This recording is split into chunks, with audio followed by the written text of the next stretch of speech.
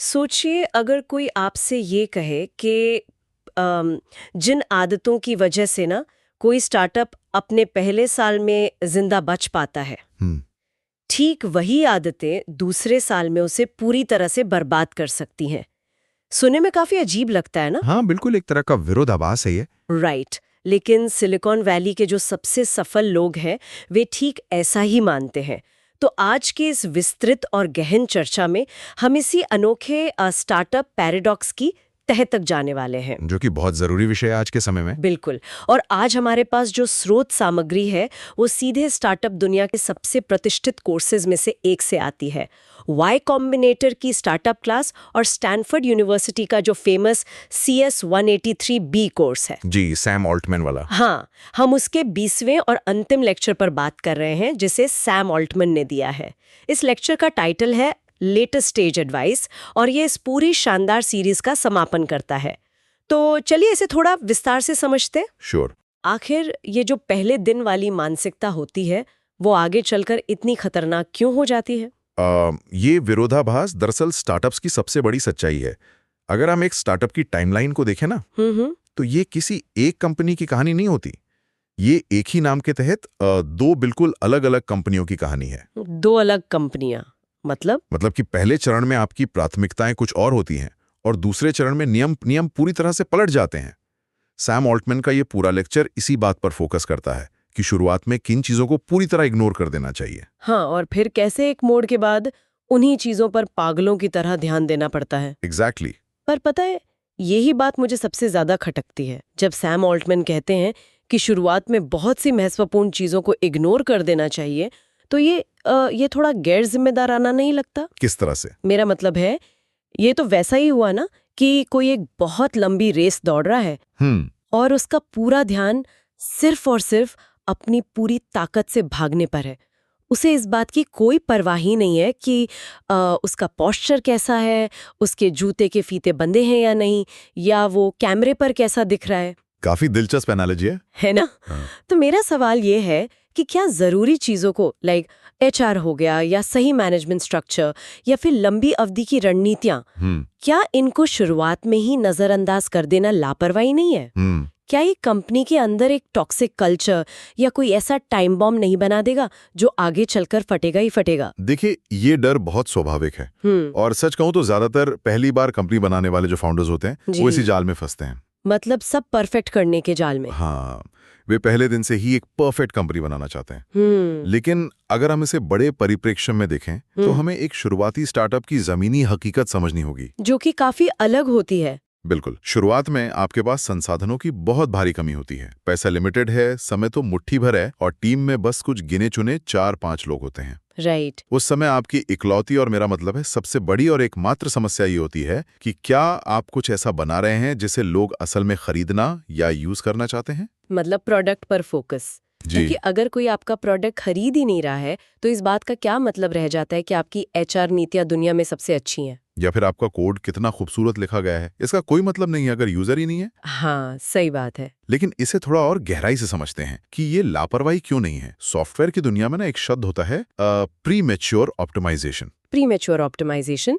मतलब समय से पहले चीजों को परफेक्ट बनाने की कोशिश। एग्जैक्टली। ऑल्टमैन स्पष्ट करते हैं कि शुरुआत में जानबूझकर चीजों को अनदेखा करना एक सचेत और रणनीतिक फैसला होता है। ये कोई भूल नहीं है। तो ये एक स्ट्रैटेजी है पूरी तरह से।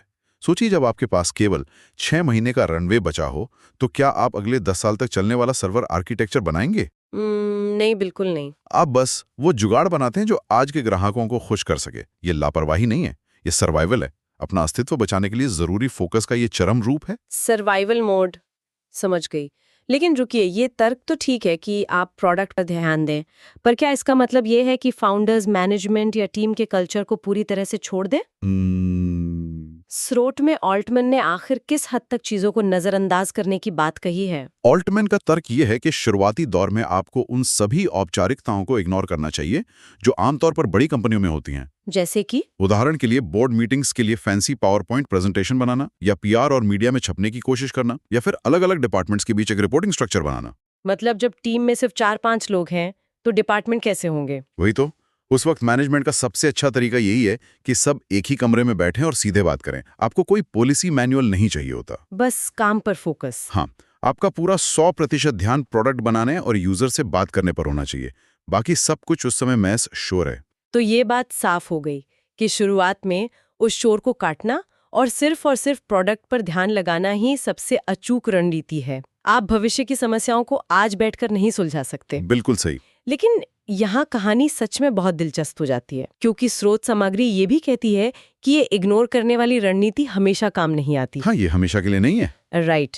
एक ऐसा मोड़ आता है जहां ये पूरा का पूरा फॉर्मूला फेल हो जाता है। लेक्चर में इसे प्रोडक्ट मार्केट फिट या शॉर्ट में पीएमएफ हासिल करने के बाद का समय बताया गया है। और जो आमतौर पर अगर सब सही रहे तो एक सफल स्टार्टअप की जिंदगी में लगभग 1 साल बाद आता है। हाँ, तो ये जो प्रोडक्ट मार्केट फिट है, ये कोई छोटा मोटा माइलस्टोन तो नहीं लगता मुझे। बिल्कुल नहीं। प्रोडक्ट मार्केट फिट अचीव करना स्टार्टअप की दुनिया में भौतिकी के नियम बदलने जैसा है। भौतिकी के नियम, वाओ, ये एनालॉजी मुझे काफी पसंद आई। लेकिन ये काम कैसे करता है? प्रोडक्ट मार्केट फिट असल में है क्या जो रातों रात सब कुछ बदल देता है? मैं समझाता हूँ। इसे ऐसे समझिए कि प्रोडक्ट मार्केट फिट से पहले एक फाउंडर एक बहुत ही भारी पत्थर को पहाड़ पर ऊपर की तरफ धकेल रहा होता है। बहुत मेहनत वाला काम। हाँ, हर 1 इंच आगे बढ़ने के लिए पसीना बहाना पड़ता है, ग्राहकों को मनाना पड़ता है, कोड बार बार काम करना बंद कर देता है। सब कुछ बहुत मुश्किल लगता है। राइट, मतलब एक एक स्टेप के लिए संघर्ष। लेकिन जैसे ही आपको प्रोडक्ट मार्केट फिट मिलता है ना, तो क्या होता है? मतलब बाजार को आपका प्रोडक्ट इतना पसंद आ जाता है कि लोग उसे आपके बनाने की स्पीड से भी तेज खरीदने लगते हैं। तब वो पत्थर पहाड़ की चोटी से दूसरी तरफ नीचे की ओर लुढ़कने लगता है। अरे वाह! अब आपकी चुनौती उस पत्थर को धकेलना नहीं है, अब आपको उस तेजी से लुढ़कते हुए पत्थर के आगे आगे पूरी जान लगाकर भागना है ताकि आप उसी के नीचे कुचल न जाए। क्या बात है! तो जो डिमांड की सुनामी आती है वो सब कुछ तोड़ कर रख देती है। बिल्कुल। मतलब जो चीजें पहले साल इग्नोर की गई थी वे अचानक से जानलेवा बन जाती हैं। सटीक रूप से। ऑल्टमैन की लेटेस्ट स्टेज एडवाइस का पूरा आधार ही यही है कि जब ये सुनामी आती है तो आपकी प्राथमिकताएं 180 डिग्री घूम जानी चाहिए। पूरा यू टर्न? हाँ, यू टर्न। क्योंकि जिस अस्त व्यस्त हसल वाली कार्यशैली ने आपको 0 to 1 तक पहुंचाया था, वही कार्यशैली 1 to 100 के सफर में आपकी सबसे बड़ी रुकावट बन जाएगी। जब आपकी टीम 5 से बढ़कर 50 लोगों की होती है ना, तो एक ही कमरे में बैठकर फैसले लेना मुमकिन नहीं रहता, पूरी तरह टूट जाते हैं। इसे थोड़ा और विस्तार से बताएं। मेरा मतलब है, टीम के बढ़ने से संचार या कम्युनिकेशन कैसे टूटता है? ये तो बस कुछ और नए लोगों को काम पर रखने की बात है ना? ऐसा लगता है, पर यहाँ गणित का एक छोटा सा नियम लागू होता है। देखिए, जब टीम में 5 लोग होते हैं तो उनके बीच बातचीत के केवल 10 रास्ते या लाइंस ऑफ कम्युनिकेशन होते हैं। ओके।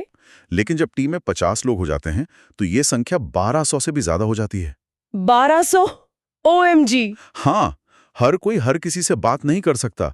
अगर आप तब भी बिना किसी स्ट्रक्चर के काम करेंगे तो कोई काम पूरा नहीं होगा, बस पूरी तरह से अराजकता फैलेगी। केओस ही केओस। इसीलिए ऑल्टमैन कहते हैं कि लेटर स्टेज में फाउंडर्स को अपना समय प्रोडक्ट कोडिंग से हटाना पड़ता है। और कहाँ लगाना पड़ता है? कंपनी के बुनियादी ढांचे पर, यानी HR मैनेजमेंट स्ट्रक्चर बनाना, मिडिल मैनेजमेंट की नियुक्ति करना और एक बहुत ही मजबूत कंपनी कल्चर स्थापित करना। ये तो संस्थापकों के लिए एक बहुत बड़ा मनोवैज्ञानिक झटका होता होगा। बहुत बड़ा। जरा सोचिए, कल तक जिस फाउंडर की पीठ बस इस बात के लिए थपथपाई जा रही थी कि वो रात रात भर जागकर खुद सारा कोड लिखता है, हाँ, अकेले सब कुछ संभाल लेता है, राइट? आज उसी फाउंडर से कहा जा रहा है कि अगर तुमने सब कुछ खुद करने की कोशिश की तो कंपनी डूब जाएगी। बिल्कुल ऐसा ही होता है। उन्हें अपना काम दूसरों को सौंपना या डेलीगेट करना सीखना ही होता है। ये तो एक तरह से अपनी ही पुरानी पहचान को मिटाकर एक नई पहचान बनाने जैसा है। और ये किसी भी फाउंडर के लिए सबसे मुश्किल बदलाव होता है। उन्हें ये एक्सेप्ट करना पड़ता है कि अब उनकी प्राथमिक जिम्मेदारी एक प्रोडक्ट बनाने की नहीं है। तो फिर क्या है? एक ऐसी कंपनी बनाने की है जो उस प्रोडक्ट को स्केल कर सके। ऑल्टमैन ने काफी जोर देकर कहा है कि इस लेटर स्टेज में आपको उन सभी बोरिंग कॉर्पोरेट चीजों को अपनाना ही पड़ता है जिनसे आप शुरुआत में नफरत करते थे। वाह, ये काफी आयरनिक है ना? आपको वित्तीय अनुशासन चाहिए, परफॉर्मेंस मापने के स्पष्ट तरीके चाहिए और ये सुनिश्चित करना होता है कि नए कर्मचारियों को काम सिखाने की एक प्रॉपर प्रक्रिया हो। तो मतलब अब आप सिर्फ एक हैकर या हसलर नहीं रह सकते, आपको प्रॉपर एक एग्जीक्यूटिव बनना पड़ता है। बिल्कुल। अब जब हम इस बात को अच्छे से समझ गए हैं कि पीएमएफ के बाद कैसे सब कुछ, खासकर मैनेजमेंट, टूट जाता है और नए सिस्टम्स की जरूरत पड़ती है, तो हमारे सामने मौजूद जो अन्य स्रोत हैं वे और भी ज्यादा प्रासंगिक हो जाते हैं। हमारे पास 2 और बहुत ही दिलचस्प दस्तावेज हैं। जी बिल्कुल। पहला है the AI creator shift happening right now और दूसरा है top 10 ways to become a strategic BA, मतलब रणनीतिक बिजनेस एनालिस्ट। पता है, पहली नजर में मुझे लगा था कि ये चीजें सैम ऑल्टमैन के इस क्लासिक लेक्चर से आखिर कैसे जुड़ेंगी, और अब क्या लगता है? अब ऐसा लग रहा है कि ये दोनों ही इस स्केलिंग वाली समस्या का एकदम आधुनिक समाधान है। क्योंकि जब पीएमएफ के बाद मैनेजमेंट टूटता है तो सिर्फ लोग ही नहीं बल्कि फैसले लेने की क्षमता और एग्जीक्यूशन भी तो टूटता होगा ना। बिल्कुल। यहाँ जो सबसे दिलचस्प बात है वो ये है कि सैम ऑल्टमैन के जो बुनियादी सिद्धांत हैं वो आज भी वही हैं। राइट। लेकिन लेटर स्टेज की समस्याओं को सुलझाने के जो टूल्स हैं वे पूरी तरह से बदल चुके हैं। आपने अभी कहा कि निर्णय लेने की क्षमता टूटती है। हाँ, डिसीजन मेकिंग। तो चलिए पहले स्ट्रैटेजिक बीए वाले बिंदु को देखते हैं। शुरुआत में जब आपके पास सिर्फ 50 या 100 ग्राहक होते हैं तो आपको किसी डेटा एनालिस्ट की कोई जरूरत नहीं होती, क्योंकि तब आपकी गट फीलिंग या इंट्यूशन ही काफी होती है। हाँ, क्योंकि आप उन ग्राहकों से रोज बात कर रहे होते हैं। यहाँ तक कि आप उनका नाम तक जानते हैं। एग्जैक्टली।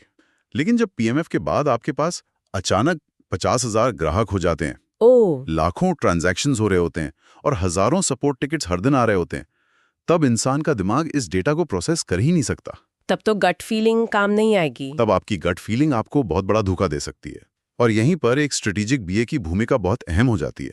तो स्रोत में जो टॉप 10 तरीके बताए गए हैं जी, वे साफ दिखाते हैं कि एक रणनीतिक बिजनेस एनालिस्ट केवल एक स्प्रेडशीट ऑपरेटर नहीं होता, वो उससे कहीं बढ़कर है। तो फिर एक आम डेटा एनालिस्ट और एक स्ट्रेटेजिक बीए में क्या फर्क हुआ? क्योंकि स्टार्टअप्स में तो अक्सर भारी भरकम कॉर्पोरेट टाइटल से बचा जाता है, फिर इस भूमिका को इतना महत्व क्यों दिया जा रहा है? बहुत अच्छा सवाल है। देखिए, एक सामान्य एनालिस्ट बस आपको ये बताएगा कि पिछले महीने हमारी बिक्री 20% बढ़ी। ओके, लेकिन एक स्ट्रेटेजिक बीए उस डेटा के भीतर छिपे पैटर्न्स को खोजता है, वो कॉहॉर्ट एनालिसिस करता है। मतलब वो गहराई में जाता है। हाँ, वो फाउंडर को बताएगा कि देखिए हमारी बिक्री 20% बढ़ी तो है, लेकिन ये ग्रोथ सिर्फ उन ग्राहकों से आ रही है जो एक खास फीचर का इस्तेमाल कर रहे हैं। अच्छा। जबकि जो बाकी ग्राहक हैं वो 30 दिन बाद हमारा प्रोडक्ट छोड़कर जा रहे हैं। वाओ, ये तो बहुत क्रिटिकल इंसाइट है ना? लेटर स्टेज में रिसोर्स एलोकेशन ही सब कुछ होता है। स्ट्रैटेजिक बीए संस्थापकों को ये तय करने में मदद करता है कि अगले 6 महीने के लिए इंजीनियरिंग टीम का समय आखिर कहाँ लगाना सबसे ज्यादा फायदेमंद होगा। मतलब बिना डेटा के उस स्तर पर डिसीजन लेना तो अंधेरे में तीर चलाने जैसा हो गया। बिल्कुल, जो कि लेटर स्टेज में आप अफोर्ड नहीं कर सकते। ये बहुत स्पष्ट कर देता है कि कैसे पीएमएफ के बाद इंट्यूशन की जगह स्ट्रैटेजिक एनालिसिस ले लेता है, और ये सीधे तौर पर ऑल्टमैन की सलाह से जुड़ता है कि आपको ऐसी चीजें बनानी होंगी जो स्केल हो सकें। सही कहा। अब अगर हम एग्जीक्यूशन की बात करें तो हमारे पास एआई क्रिएटर शिफ्ट वाला स्रोत भी है। ये मेरा फेवरेट पार्ट है। पता है, जब मैंने क्रिएटर शब्द पढ़ा था ना, तो मुझे लगा कि ये सोशल मीडिया इन्फ्लुएंसर्स या रील्स बनाने के बारे में कुछ होगा। ज्यादातर लोगों को यही लगता है। तो स्टार्टअप के लेटर स्टेज में इस शिफ्ट का असल मतलब क्या है? ये एक बहुत बड़ी गलतफहमी है कि क्रिएटर शिफ्ट का मतलब सिर्फ यूट्यूबर्स से है। आधुनिक स्टार्टअप लैंडस्केप में एआई क्रिएटर शिफ्ट का मतलब है कम्युनिकेशन और कंटेंट का बड़े पैमाने पर ऑटोमेशन। ऑटोमेशन? हाँ, सोचिए, पीएमएफ के बाद आपको अचानक हजारों नए यूजर्स को ऑन बोर्ड करना है, उन्हें ट्यूटोरियल्स भेजने हैं, मार्केटिंग कैंपेन्स चलाने हैं और कस्टमर सपोर्ट को भी संभालना है। ये तो बहुत सारा काम है। 5 साल पहले इसके लिए आपको रातों रात 50 लोगों की पूरी कंटेंट और सपोर्ट टीम हायर करनी पड़ती। और इतनी जल्दी सही लोगों को हायर करना तो लगभग नामुमकिन होता है, और ये कंपनी के कल्चर को भी खतरे में डाल देता है, जैसा कि ऑल्टमैन ने भी चेतावनी दी अपनी क्लास में। सटीक रूप से। और यहीं पे एआई एक गेम चेंजर साबित होता है। कैसे? स्रोत के अनुसार आज जो शिफ्ट हो रहा है उसमें एआई बुनियादी coding, personalised email generation, customer support के पहले लेवल के जवाब और यहां तक कि मार्केटिंग के ड्राफ्ट्स तैयार करने का भी काम कर रहा है। फाउंडर्स अब एआई का यूज करके अपने आउटपुट को 10 गुना तक बढ़ा सकते हैं। 10x output. हाँ, तो जब ऑल्टमैन कहते हैं कि आपको दूसरे साल में सिस्टम और इंफ्रास्ट्रक्चर बनाने हैं, तो आज के दौर में उस इंफ्रास्ट्रक्चर का एक बहुत बड़ा हिस्सा ये एआई क्रिएटर टूल किट ही है। ये तो बहुत लॉजिकल है। जो स्टार्टअप इस लेटेस्ट स्टेज में एआई को अपने वर्कफ्लो में इंटीग्रेट नहीं करते ना, वे उन कॉम्पिटिटर से बुरी तरह पिछड़ जाएंगे जो इसका स्मार्टली इस्तेमाल कर रहे हैं। ये तो सच में आंखें खोलने वाला है। मतलब एआई सिर्फ एक नया फीचर नहीं है जो आप अपने प्रोडक्ट में बस ऊपर से डाल देते हैं। बिल्कुल नहीं, बल्कि ये आपकी कंपनी के काम करने के तरीके, आपके ऑपरेशंस को स्केल करने का एक बुनियादी ढांचा बन गया है। एकदम सही। शुरुआत में आप सब कुछ मैनुअल रूप से करते हैं।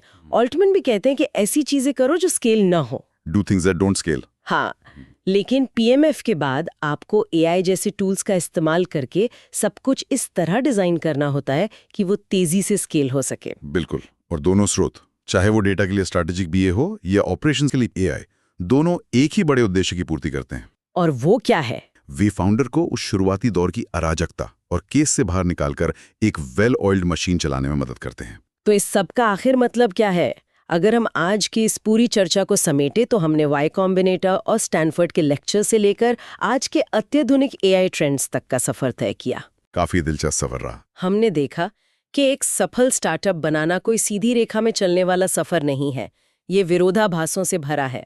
कदम कदम पर। शुरुआत में आपको जानबूझकर बहुत सी जरूरी लगने वाली चीजों जैसे मैनेजमेंट, स्ट्रक्चर और परफेक्ट कोड को नजरअंदाज करना होता है। आपको अपना पूरा फोकस सिर्फ इस सवाल पर लगाना होता है कि क्या लोग सच में आपका प्रोडक्ट चाहते हैं। और फिर वो टर्निंग पॉइंट आता है, प्रोडक्ट मार्केट फिट।